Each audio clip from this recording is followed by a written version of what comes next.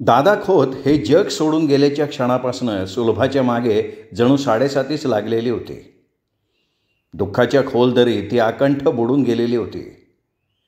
दादा खोत सोडून गेल्याचं दुःख तिला सहन होत नव्हतं आणि तिला आपल्या दुःखाचा निचरा होईपर्यंत कुणापुढे डोळ्यातले अश्रूसुद्धा गाळता येत नव्हते.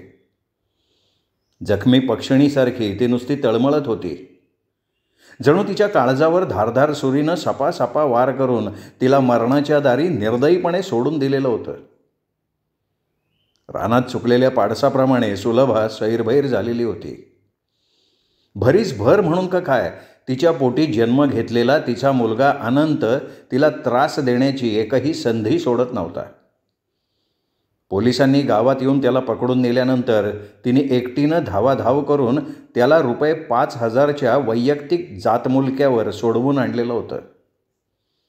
तेव्हा संपूर्ण ब्राह्मणवाडी मूग गिळून तिची फजिती उघड्या डोळ्यांनी बघत होती. कुणीही पुढे येऊन तिला मदत केली नव्हती. तेव्हाची तिच्या मनाची तडफड, भीती, दुःख आणि संताप अजूनही तिच्या मनात ज्वालारसाप्रमाणे खदखदत होता. अनंताच्या कृष्णकृत्यांनी ती हैराण झाली होती. दादा खोत हयात होते तेव्हा ती संकटांची तमा बाळगत नव्हती, कारण दादा खोतांचा तिला भरभक्कम आधार होता.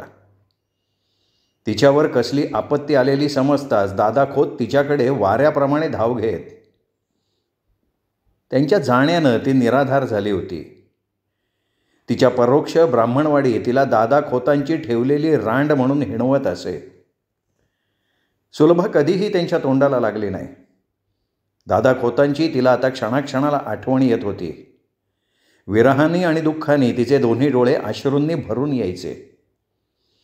डोळ्यातले गळणारे अश्रू पुसत सुलभा दाटलेल्या कंठानं मनात म्हणायची की हे ईश्वरा, तू दयावान आहेस असं मी ऐकलं होतं.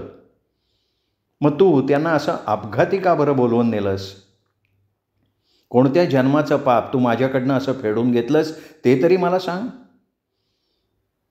तू एवढा निष्ठुर नको व्हायला पाहिजे होतंस. तुला खरं सांगू, त्यांनी माझ्यासाठी काय काय केलं ते.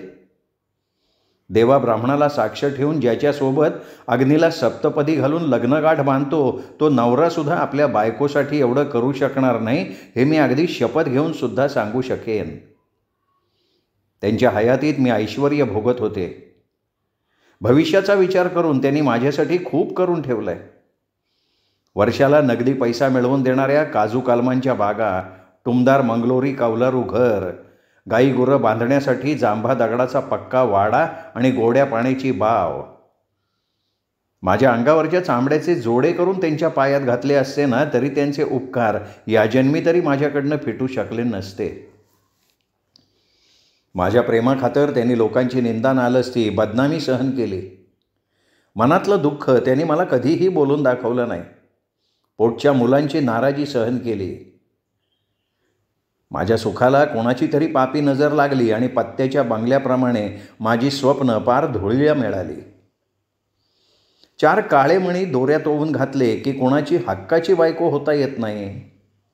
त्यासाठी त्या स्त्रीचं मन जिंकावं लागतं. माझ्या गळ्यात काळे मणी न घालता त्यांनी माझं मन जिंकून घेतलं होतं, हे मी माझं परमभाग्य समजते. त्यांच्या सुखासाठी मी जगाच्या निंदा नालस्तीची पर्वा अजिबात केली नाही आणि यापुढे सुद्धा कधीच करणार नाही. मला मातीत गाडल्याशिवाय माझा अवलक्षणी कारटा सुधारणार नाही. जननिंदा एक वेळ सहन करता येते, पण पोटच्या मुलानं दिलेलं दुःख नाही सहन करता येत. गणराया, आता तुझाच रे बाबा मला आधार. देवापुढे समय लावून सुलभानं मस्तक टेकवून नमस्कार केला. अनंत झोपाळ्यावर बसला होता. तो देवाच्या पाया पडायला येणार नाही हे माहीत असून सुद्धा सुलभानं त्याला अनंता देवाच्या पाया पडायला ये म्हणून 1-2दा मोठ्या आवाजात हाका मारल्या. सुलभानं मारलेल्या हाका ऐकून सुद्धा अनंत जाग्यावरनं मुळीच उठला नाही. तो ढिम्म बसून राहिला. तो नुकताच जेलची वारी करून आला होता. त्याच्या चेहऱ्यावर बेफिकिरी, उद्दामपणा दिसत होता. त्याच्या डोळ्यात अवघ्या जगाबद्दल तुच्छता दिसत होती. सुलभा दाण दाण पाय आपटत त्याच्या जवळ येऊन त्याला मोठ्या आवाजात म्हणाली, अनंता, मी तुला 2 वेळा हाका मारल्या, तुला ऐकू नाही आल्या का? तू माझा असा छळ करतोयस? अशाने मी पटकन मरून जाईन रे. मग जा की मर. तिच्याकडे न बघता अनंत तिला उद्दामपणे म्हणाला, मला मरायला सांगतोयस तू? मग तू काय खाशील? नाही त्याची नको तू काळजी करू, अनंत बेफिकीर होऊन म्हणाला. अनंत आपलं काहीही ऐकून घेत नाही आहे. तो हाताबाहेर चालला आहे म्हणून सुलभाच्या काळजीत आणखीनच भर पडली. त्याला कसं समजावून सांगावं याचा ती विचार करायला लागली होती. दिवसेंदिवस त्याच्या तरेवाईक वागण्याला ती कंटाळून गेली होती. तिला त्याचा मनस्वी राग आला असला तरी आतड्याच्या मायेनं ती हतबल झालेली होती. त्याच्या वागण्यात सुधारणा व्हावी म्हणून ती मनातल्या मनात सोमेश्वराची करुणा भागत होती. तिचा सोमेश्वरावर दृढ विश्वास होता. एक ना एक दिवस अनंत सुधरेल याची तिला पूर्ण खात्री वाटत होती आणि ती त्या दिवसाची डोळ्यात प्राण आणून वाट बघत होती. नारू रेमजेची मुलगी स्वभावानं चवचाल आहे. तिच्यापासून याला आपण सोडवलं पाहिजे असा सुलभा विचार करत होती. मालनच्या काही भानगडी लफडी शांतानं तिच्या कानावर घातली होती. नारू रेमजेची मुलगी मालन 15-16 वर्षांची होती. 10वीत तिने शाळा सोडली होती. मुलांबरोबर गुरं घेऊन रानात जायची. ती दिसायला गोरी गोमटी होती, सुंदर होती. मक्याच्या कणसाप्रमाणे दिवसेंदिवस अंगात भरत होती. रानात एकांतात मुलं तिच्या अंगचटीला येत. त्यातून तिची पाळी एकदा चुकली. तेव्हा वाडीच्या देवळात बैठक बसली. वाडीच्या पुढाऱ्यानं तिला त्या मुलाचं नाव विचारलं. थोडा वेळ मालन काही बोलली नाही. पुढाऱ्यानं तगादा लावल्यावर मालननं दोन्ही हाताचे पंजे चेहऱ्यावर ठेवून अस्पष्ट आवाजात अनंत असं सांगितलं आणि ते नाव ऐकून वाडीतली मंडळी सर्द झाली. पुढाऱ्यानं नारू रेमजेला मुलीला धाकात ठेवलं नाही म्हणून बैठकीत ₹101 दंड भरायला लावला आणि तालुक्याला सरकारी दवाखान्यात जाऊन तिचा गर्भपात करून घ्यायचा सल्ला दिला. मध्यरात्री वाडीच्या बैठकीचं सूप वाजलं. मालन घरात सून म्हणून आल्यावर या घराचं वाटोळं व्हायला वेळ लागणार नाही हे सुलभाच्या कधीच ध्यानात आलं होतं. काही झालं तरी तिला या घरात प्रवेश करू द्यायचा नाही या निर्णयावर सुलभा ठाम होती. झोपाळ्यावर बेफिकिरीनं बसलेल्या अनंताला ती स्पष्ट शब्दात बजावत म्हणाली, अनंता यापुढे तरी चांगलं वाग. नको त्या कुळवाड्याच्या मुलीच्या नादाला लागू. मगापासून मुक्याप्रमाणे बसलेला अनंत तिचं बोलणं ऐकून रागानं तिच्याकडे बघायला लागला. तोंडातली थुंकी उडवत तो तिला घसा ताणत म्हणाला, तुझे कान कोणी भरलेत हे मला ठाऊक आहे. अरे माझे कान कशाला भरायला हवेत? मला कळत नाही का? हे बघ, मी तुझी आई आहे म्हणून मी तुला सांगते. तू मला सांगायची गरजच नाही. मी काय कुकुळं बाल आहे का? संज्ञा नाही मी आता. अनंता, अरे असं काय करतोयस तू? सुलभा अक्षरशः रडवेली होऊन त्याला म्हणाली, हे बघ आई, मी मालनसाठी जेलची हवा खाऊन आलो आहे म्हणून तू मला असं सांगतेस. अगं तिच्यासाठी जेलची हवाच काय, मी फासावी जायला तयार आहे. अनंता निश्चयानं म्हणाला. अनंता, अरे ती चांगल्या स्वभावाची मुलगी नाही. तिच्याबद्दल लोक काही बाई बोलतात. अगं तू लोकांचं काय ऐकते? आपलं चांगलं झालेलं त्यांना बघवत नाही. हे बघ, तुझ्या म्हणण्याप्रमाणे मी लोकांचं एक वेळ सोडून देते, पण मला त्या मुलीची खात्री नाही वाटत रे. ती लग्न होऊन या घरात आल्याशिवाय तुला तिचा स्वभाव कसा कळणार? पण मला ती नकोच आहे ना या घरात सून म्हणून. हे बघ आई, मी लग्न करेल तर तिच्याशी, मग तुला ती सून म्हणून पसंत असो किंवा नसो मी त्याचा विचार नाही करत. अरे एका ब्राह्मणाच्या घरात तू कुळवाड्याच्या मुलीला सून म्हणून आणणार? काय हरकत आहे? चांडाळा, हो म्हणायला तुला शरम कशी नाही वाटत रे? आई, मी तिला विष्णूच्या देवळात तसं वचन दिलं आहे. तिला दिलेलं वचन मी मागं घेणार नाही. हो का? जसं काही तू सत्ययुगातला रामच माझ्या पोटाला जन्माला आला आहेस. हे बघ, मालन माझ्याशिवाय राहू शकत नाही. मी तिला एक दिवस दिसलो नाही तर ती होती वेडी पिशी. हे माहिती का तुला? आणि कुळवाडी काय माणसं म्हणून जन्माला येत नाहीत का? अनंता, या शहाणपणाच्या गोष्टी तुझ्या तोंडी नाही शोभत. अजून जग नाही पाहिलंस तू. उद्या ही ब्राह्मणवाडी बोलायला लागली ना की तुला कळेल ब्राह्मण आणि कोळवाड्यातला फरक. तुझ्यापेक्षा मी जास्त पावसाळे बघितलेत. मी तुला हे जे काही सांगते ना ते तुझं भलं व्हावं म्हणून, तू सुखी राहावंस इतकीच माझी अपेक्षा आहे. हे बघ, माझं भलं कशात आहे मला चांगलं कळतं आहे. आणि तुम्हाला लोकांचं तर काय सांगायचंच नाही. त्यांनी शेण खाल्लं तर चालतं, दुसऱ्यानं शेण खाल्लं तर ते त्यांना आवडत नाही. या गावात या वाडीत तुम्हाला एक असं घर दाखव का त्या घरात भानगडी लफडी झालेली नाही आहेत. अनंता, तुझ्या तोंडाला लागणं व्यर्थ आहे. आई, मी खरं बोलतोय म्हणून तू आता माघार घेते. माझ्या ध्यानात आलं आहे ते. अनंत गालात विकट हसत म्हणाला. सुलभा त्याला समजावून सांगण्याचा आटोकाट प्रयत्न करत होती, पण अनंता तिचं काहीही ऐकून घेत नव्हता. तो तिचं बोलणं धुडकावूनच लावत होता. अनंतापुढे ती हतबल झाली होती. हातापायातनं वारं गेल्यावर माणूस जसा विकलांग होतो तसं तिला आता वाटायला लागलं होतं. तिचे डोळे दुःखानं भरून आले होते. ती मनात म्हणत होती की हा कार्टा उद्या आपल्या चारित्र्यावर बोट ठेवायला कमी करणार नाही. मागे एकदा त्यांनी शंकराच्या देवळात दादा खोतांच्या डोळ्याला डोळा भिडवून तुमचं आणि माझं नातं काय असा धडधडीत सवाल केलेला होता.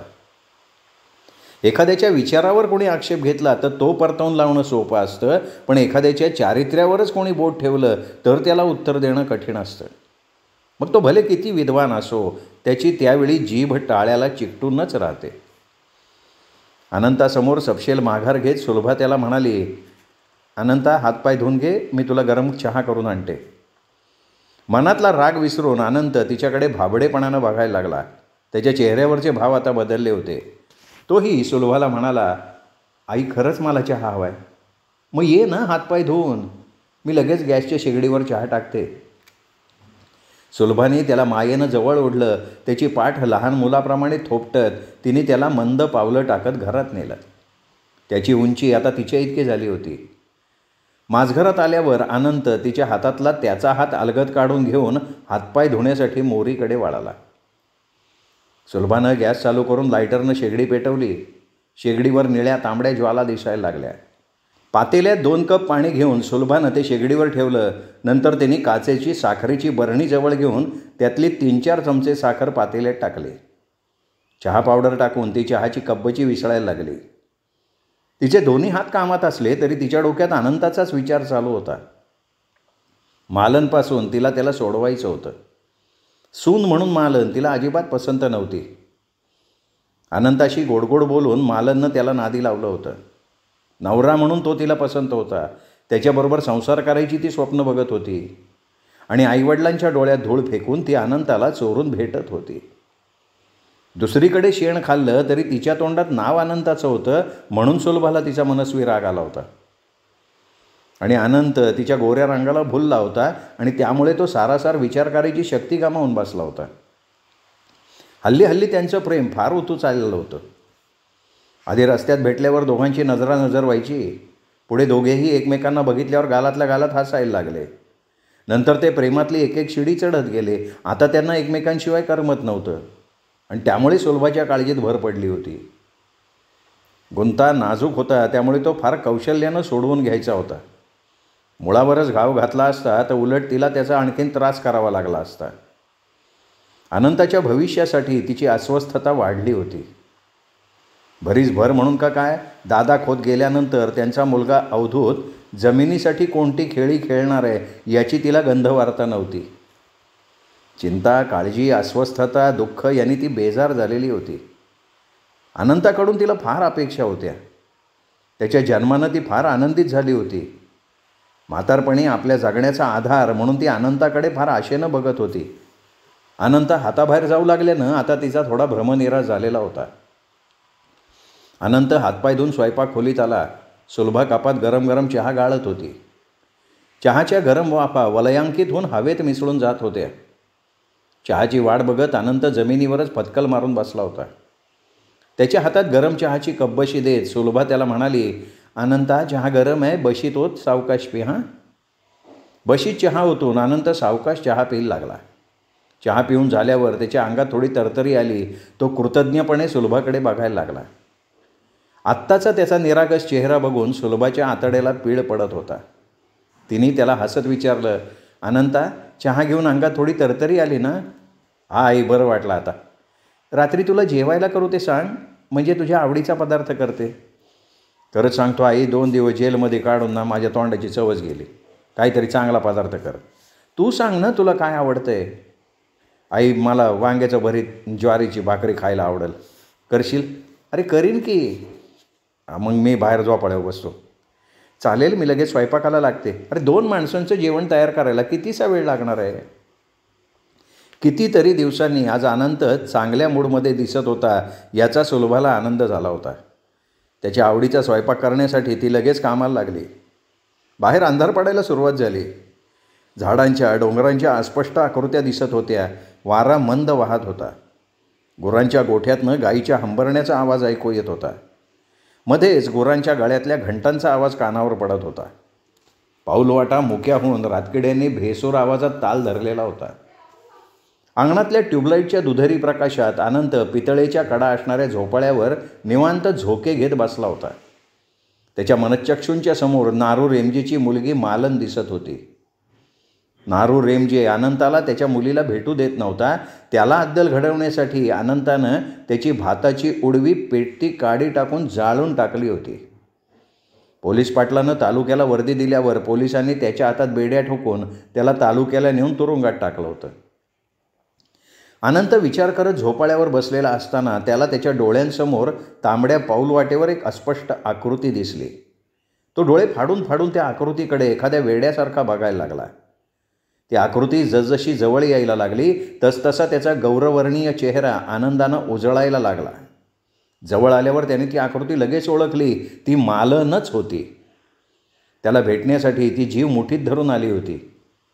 ती समोर भीत भीत उभी राहिल्यावर अनंता बसल्या जागेवरनं झटकन उठला आणि तिला त्याने हळू आवाजात आश्चर्यानं विचारलं, अगं मालन, अशा वेळी तुम्हाला भेटायला आली आहे? मालन खूप घाबरलेली होती. ती भीतीने थरथर कापत त्याला म्हणाली, अनंता, अरे तू जेलमध्ये गेल्यापासून माझं चित्तच थाऱ्यावर नाही. तुला कधी डोळ्यांनी बघीन असं झालं होतं. तू सुटून आला मगाशी कळलं, आणि शौचाला जाते म्हणून मी घरातनं बाहेर पडली, ती थेट इकडं झाले. मालन, अगं तुला भीती नाही वाटत आहे? अरे भीती वाटते ना, पण तुला बघितल्याशिवाय जीवाला चैन नाही पडत. हे बघ, मी तुला उद्या विष्णूच्या देवळात भेटतो, पण तोपर्यंत मला कुठं राहतंय? मी आले तुझ्यासाठी धोकापत करून. माझे वडील तुझ्यावर लय चिडलेत. तू त्यांच्या तावडीत कधीच सापडू नको. मालन, मला तू हवी आहेस, त्यांच्याशी मला काही देणं घेणं नाही. सुलभा स्वयंपाकखोलीत स्वयंपाक करत होती. बाहेर अनंत कोणाशी बोलतोय म्हणून त्याला पाहायला ती आली आणि मालनला डोळ्यासमोर बघून सुलभाची तळपायाची आग पार मस्तकात जाऊन भिडली. तिच्यावर जळजळीत नजर रोखून सुलभा मोठ्या आवाजात आकाशातल्या बिजलीगत तिच्यावर कडाडली, अगं ये भावाने, तू कशाला माझ्या घरी आली का? चल चालू पड, नाही तर तुला धक्के मारून इथून घालवीन. अनंता तिला आडवत म्हणाला, हे बघ आई, मालन मला भेटायला आली, तिला काय बोलू नको. अनंता, मी तुला मगाशी सांगून ठेवलं होतं की तू हिच्या नादी लागू नकोस. अगं आई, काय बोलती तू? ती मला बघायला आली, यात तिचं काय चुकलंय? अरे कोण आहे ती तुझी? तिचा आणि तुझा संबंध काय? अशा कातरवेळी माझ्या मुलाला भेटायला यायला हिला शरम कशी नाही वाटली म्हणते मी. रांडेचे चालती हो माझ्यासमोरनं, नाही तर झिंज्या उपटीन. कुठल्या जन्माची माझी दावेदारीनं आहेस कोणाच ठाऊक. या गावातली कुळवाड्याची मुलं मिली का सगळी? सुलभा मनात येईल ते तिला फाड फाड बोलत होते. मालनला समोर बघून ती अगदी चवताळून गेली होती. ती आपल्या मनावर ताबा नाही ठेवू शकली. खाऊ का गिळू अशा नजरेनं ती मालनकडे बघत होती आणि बिचारी मालन अपमानानं आणि भीतीने थरथर कापत उभी होती. तिचे डोळे भरून आले होते. सुलभा तिचा असा अपमान करेल असं तिला स्वप्नात सुद्धा कधी वाटलं नव्हतं. करुण डोळ्यांनी ती सुलभाकडे बघत होती. ट्यूबलाईटच्या दुधेरी उजेडानं तिच्या सौंदर्यात आणखीन भर पडली होती. तिचे हरणांच्या डोळ्यांसारखे दिसणारे डोळे आता गळायला लागले होते. सुलभा तिला रागानं फाडफाड बोलली तरी तिने तोंडातनं ब्रसुद्धा काढलं नाही. पण मालनला टाकून बोललेलं अनंताला मुळीच आवडलं नाही. त्याला सुलभाचा राग आला. तो तिला नाराजीनं म्हणाला, आई, मालन तुला आपल्या घरी आलेले आवडत नसेल तर मी तिला तिच्या घरी सोडून येतो. तू कशाला जायला पाहिजे? जाईल की तिची ती? अगं आई, रात्र झाली, तरुण आहे ती, वेळ काय सांगून येते का? मग याचा विचार तिने घर सोडताना करायला हवा होता. मी तुला तिच्याबरोबर जाऊ देणार नाही. आई, अगं तुला काय येडबीड लागलं आहे का गं? हो, वेड लागलाय, वेडी आहे मी. सुलभा गालावर चापट्या मारून घेत मोठ्यांदा म्हणाली. आपल्या आईला झालंय तरी काय असं आता अनंताला वाटायला लागलं होतं. आता या ठिकाणी मालन जास्त वेळ थांबली तर आईची मजल तिच्यावर हात टाकण्यापर्यंत जाईल हे अनंताच्या ध्यानात आलं होतं. तो झटकन मालन जवळ आला, तिचा हात धरून तिला ओढत म्हणाला, मालन चल, तुला तुझ्या घरी सोडून येतो, त्याच्याशिवाय आईचा राग काही शांत होणार नाही. मालन त्याच्याबरोबर जायला लगेच तयार झाली. ते दोघे अंधारात नाहीसे झाल्यावर सुलभा त्याला मोठ्या आवाजात अनंता आहे, अनंता अशा हाका मारायला लागली. तिचा आवाज अंधाराला चिरत दूरवर ऐकू जात होता, पण अनंता मागे वळून काही आला नाही. सुलभा दुःखाने आणि रागाने थरथर कापत होती. आणि तिला आधार देण्यासाठी त्या ठिकाणी दुसरं कोणीही नव्हतं. आज सकाळपासून वाड्यात धांदल उडाली होती. अवधूतला श्वास घ्यायला फुरसत नव्हती, इतका तो त्याच्या कामात आकंठ बुडालेला होता. अवधूतच्या श्रद्धा क्लिनिकच्या उद्घाटनासाठी अवघा हरणगाव वाड्याकडे लोटला होता. अवधूतची तालुक्यातली मित्रमंडळी, पै पाहुणे झाडून सगळे आले होते. त्यामुळे आज कितीतरी वर्षांनी वाड्याला माणसांच्या गर्दीनं खऱ्या अर्थानं शोभा आलेली होती. ठेवणीतले कपडे घालून स्त्री पुरुष वाड्यात इकडून तिकडे मिरवत होते. त्यांच्या चेहऱ्यांवर उत्साह दिसत होता. नरेंद्र भटजी आणि वल्लभ भटजींनी होम हवन करून मंत्रघोष सुरू केला. भटजींनी पितांबर नेसलेलं होतं, त्यांच्या गळ्यात जानवं होतं. मंत्रघोषांनी संपूर्ण वाडा मंगलमय झाला होता. रक्तचंदन, दुर्वा, सिंदूर, विविध रंगी फुले, पत्री इत्यादी पूजा साहित्य घेऊन भटजी श्री गणेशाची पूजा करत होते. भारती आणि अवधूत त्यांच्यासमोर हात जोडून बसले होते. नरेंद्र भटजींनी आज्ञा केल्याप्रमाणे हातात अक्षता उदक घेऊन अवधूत तोंडातल्या तोंडात पुटपुटायला लागला. मम सह कुटुंबस्य क्षेमस्थिती आयुरारोग्य ऐश्वर्यार्धितुर्ध्यर्थम. त्यानंतर अवधूतनं कलश, शंख, घंटा, दीप यांचं पूजन करून कलशातलं पाणी तुळशीपत्रानं पूजा साहित्यावर आणि आजूबाजूला भटजींनी सांगितल्याप्रमाणे शिंपडलं. स्वतःच्या अंगावर प्रोक्षण केलं. पंचगव्य शिंपडून वास्तू सुचिर्भित करून टाकली. तुंदिल तनू भटजी त्याला जसं सांगत तशी तो गणेशाची पूजा करत होता. भटजींच्या तोंडातनं सरस्वती देवी धो धो वाहत होती. न थकता ते दोघे मंत्रघोष अखंड करत होते. अवधूतच्या मांडीला मांडी लावून भारती रंगीत पाटावर बसली होती. ती त्याला त्याच्या कामात मदत करत होती. अनुराधाची इकडून तिकडे धावपळ सुरू होती. त्यामुळे वाड्यात कोण आलंय कोण आलेलं नाही हे बघायला त्यांना अजिबात वेळ नव्हता. आजच्या मंगलमय दिवशी शलाकाचा चेहरा मात्र पडलेला होता. 2 डोळ्यांची निरांजनं करून त्यांच्या प्रकाशात ती भागवत सरांची उत्कटतेनं वाट बघत होती. तिच्या डोळ्यांना भागवत सर दिसत नव्हते म्हणून तिचा चेहरा कोमेजून गेलेला होता. दवाखान्याच्या उद्घाटनासाठी भागवत सर हमखास येणार म्हणून आज तिने भारी किमतीची साडी नेसली होती. गळ्यात दागिने घातले होते. ओठांना लालसर लिपस्टिक लावून तोंडाला पावडर लावली होती आणि बकुळीच्या ताज्या फुलांची माळ तिच्या लांब सडक काळ्याभोर केसात तिने माळलेली होती.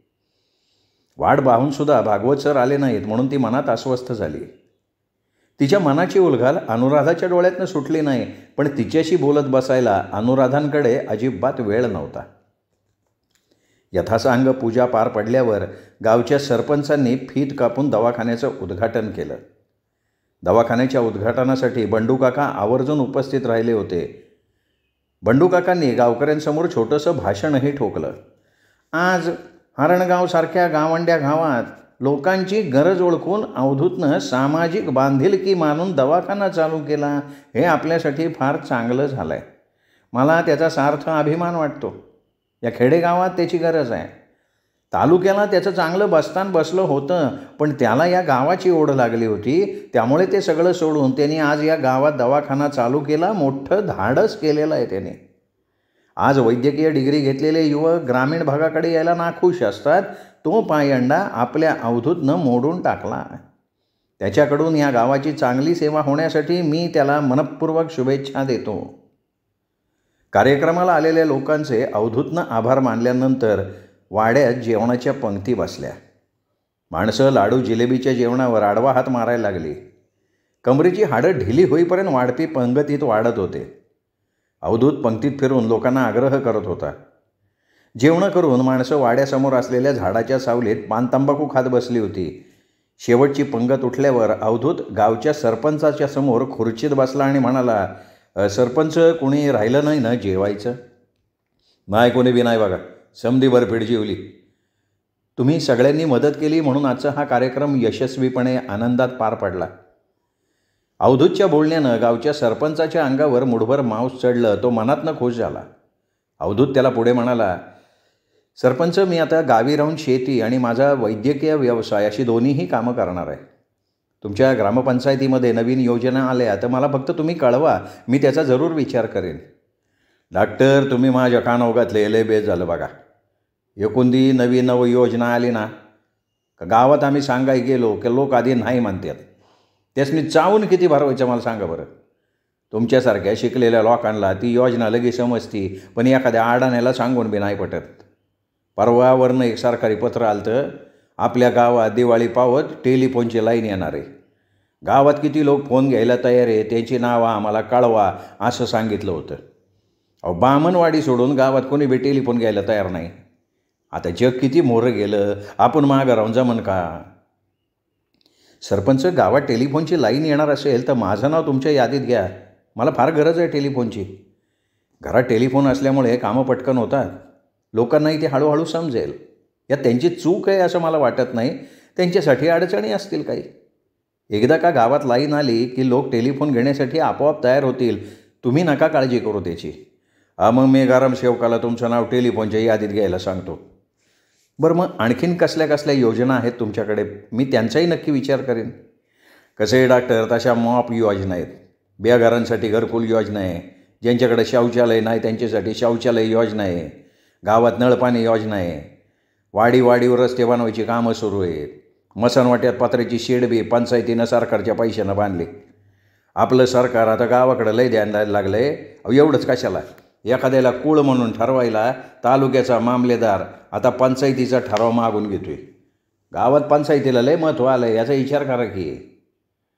सरपंचाचं बोलणं ऐकून अवधूत विचार करायला लागला. सरपंच आपल्या कामाचा माणूस आहे, याला दूर ठेवून जमायचं नाही. तो सरपंचांना खालच्या आवाजात म्हणाला, सरपंच, तुमचे आणि आमचे संबंध पूर्वीपासून आहेत.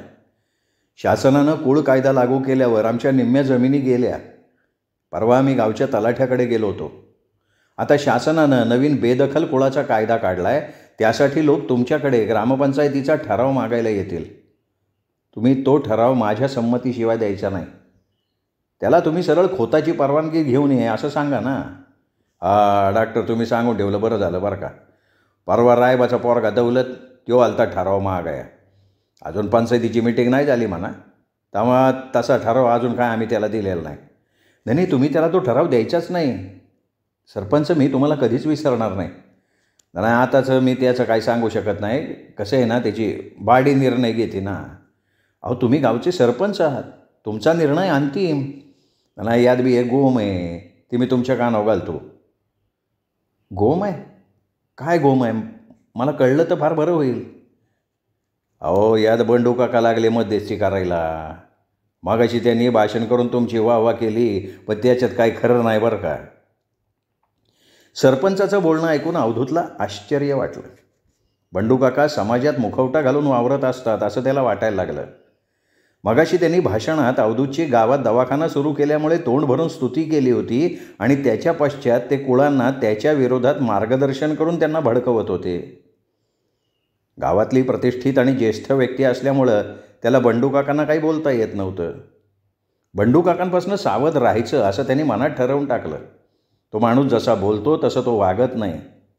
त्याचे खायचे दात वेगळे, दाखवायचे दात वेगळे आहेत, हे एव्हाना अवधूतच्या लक्षात आलं होतं. अवधूत समोर बसलेल्या सरपंचांकडे असहाय्यपणे बघायला लागला. एखादी गुप्त बातमी सांगावी तसे सरपंच त्याला म्हणाले, बुधवारी तालुक्याचा मामलेदार ती तुमची सातविनीची माळावरची जमीन प्रत्यक्ष बघायला येणार आहे. दौलतीकडं मटणाचं जेवण करणार आहे. गावठी कोंबड्या कापून तो जेवण करणार आहे. आणि मामलेदार काही एकटा येणार नाही, त्याच्या संकट आणखीन सरकारी माणसं येतील. तेव्हा तो त्याची तयारी करतोय. पाण्यासारखा पैसा दौलत त्या जमिनीसाठी उडवायला लागला आहे. पण त्या जाधव तलाठ्यानं मला तसं काही सांगितलं नाही. कसं शक्य आहे? लागदर तुम्ही त्या तलाठ्यावर ना अजिबात विश्वास ठेवू नका. तो दोन्ही बाजूने बोलणारा माणूस आहे. इकडं तुम्हाला एक सांगल आणि तिकडं त्याला दुसरंच काहीतरी करायला लावल. तो सरकारी माणूस आहे, त्याच्यावर कसला विश्वास ठेवताय तुम्ही? सर्कल मामलेदार सांगतीन तसं तो वागणारा माणूस. मामलेदार त्याला म्हणला वाटक का त्याला ओठाय पाहिजे आणि बस म्हणल्यावर बसाय पाहिजे. तलाठ्याच्या नाड्या मामलेदाराच्या हातात असतात. तेव्हा मामलेदाराच्या मोहर तो कधी बी जाणार नाही बघा. दवाखान्याचं उद्घाटन झाल्यावर अवधूतचा चेहरा कमालीचा टवटवीत आनंदी दिसत होता. पण तो आनंद आत्ता त्याच्या तोंडावर अजिबात दिसत नव्हता. तो उदास वाटत होता. सरकारी यंत्रणेबद्दल त्याच्या मनात चीड निर्माण झाली होती. ही माणसं खरं का नाही बोलत असा त्याच्या मनाला प्रश्न पडला होता. येन केन प्रकारेण सातविणीच्या माळावरची जमीन दौलतच्या घशात जाता कामा नये असा त्यांनी मनात निश्चयच केला होता. भारतीला यातलं काही सांगितलं तर ती आणखीन नाराज होईल, म्हणून तिच्या कानावर यातलं काही घालायचं नाही हे त्यांनी ठरवलं. अवधूत सरपंचाकडे वळाला. घोगऱ्या आवाजात म्हणाला, सरपंच तुम्ही माझ्यासाठी एक काम करा. कोणचं? दौलतला ग्रामपंचायतीचा ठराव द्यायचा नाही. बाकी काय असेल ते मी बघतो. हे बघा डॉक्टर, मी माझ्याकडनं कोशिश करल. सरपंच पण माझं काम झालं पाहिजे. पण माझ्या एकट्याच्या हातात नाही ना ते. हे बघा ते तुम्ही मला नका सांगू. अवधूत उसनं हसू आणत सरपंचाला आग्रहानं म्हणाला. अवधूतचं बोलणं ऐकून सरपंच काळजीत पडले. त्याला हो म्हणता येईना आणि नाही सुद्धा म्हणता येईना. अडकित्त्यात सापडलेल्या सुपारीसारखी सरपंचाची गत झाली. सरपंच जायला उठला तेव्हा अवधूतनं नवीन वस्त्र आणि श्रीफळ देऊन त्यांची पाठवणी केली. तेव्हा ना अख्खा वाडा रिकामा झाला होता. अवधूतनं स्वयंपाकाच्या खोलीत डोकावल्यावर त्याला भारती आणि अनुराधा दोघी बोलत बोलत जेवत असताना दिसल्या. तो शलाकाची चौकशी करत म्हणाला, अगं आई, शलाका कुठे आहे? अरे ती तिच्या खोलीत जेवतीये. खोलीत? का? अरे मी तिला किती वेळा सांगितलं की आमच्याबरोबर जेव, खूप आग्रह केला पण ती नाहीच आली. शेवटी लक्ष्मीनं तिचं जेवायचं ताट तिच्या खोलीत नेऊन दिलं. काहीतरी बिनसलं आहे तिचं. संध्याकाळपर्यंत कळेल होते आपल्याला. अनुराधा हातानं ताटातला भात कालवत म्हणाल्या, आई शलाकानं बारीक सारीक गोष्ट मनाला लावून घेते. तोंडानं धड काही बोलत नाही. आपल्या वाड्यात एवढा उद्घाटनाचा कार्यक्रम झाला, आपल्याकडून काही चुकलं असेल ठीक आहे ना, तिने ते आपल्याला तोंडाने सांगायला नको का? असं गप्प राहिली ती तर आपल्याला काही कळणार आहे का? हे बघ अवधूत, तू तिचं मनावर घेऊ नको. तिचा राग फार वेळ नाही टिकत. तिला जसा पटकन राग येतो ना तसा तो पटकन निघून सुद्धा जातो बरं का. मी तिला समजवीन हो. काळजी नको रे करू. हे बघ तू दमला असेल, जरा तुझ्या खोलीत जाऊन पड. कामं उरकली की मी तुझ्याशी गप्पा मारायला येते. ठीक आहे आई, मग मी थोडा वेळ आराम करतो. अवधूत त्याच्या खोलीत जाऊन पलंगावर अंगातले कपडे काढून आडवा झाला आणि डोळे टक्क उघडे ठेवून तो विचार करायला लागला. श्रोते हो, तुम्ही ऐकताय रामचंद्र नलावडे लिखित आणि दिलीपराज प्रकाशन प्रकाशित खोत ही कादंबरी. आज या कादंबरीचा हा 25वा भाग संपला. या कादंबरीचा 26वा भाग ऐकण्यासाठी उद्या भेटूयात दीपक रेगे कथाकथन चॅनलवर. तोपर्यंत नमस्कार श्रोते हो.